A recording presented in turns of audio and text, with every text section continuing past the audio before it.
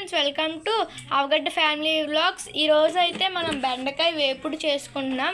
ముందుగా ఆయిల్ వేసుకోవాలి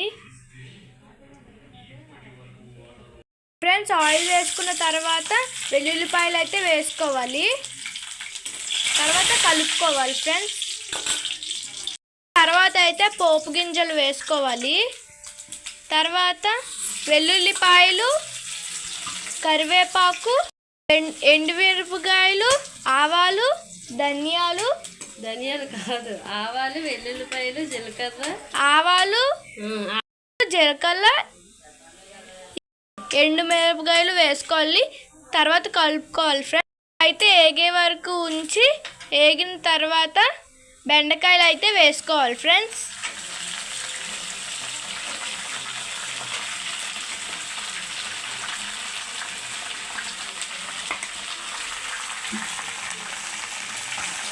బెండకాయ వేసుకొని కలుపుకోవాలి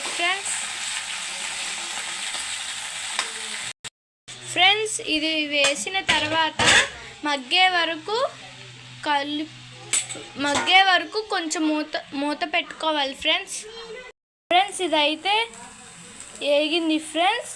ఇప్పుడు పసుపు, ఉప్పు, కారం వేసుకోవాలి ఫ్రెండ్స్.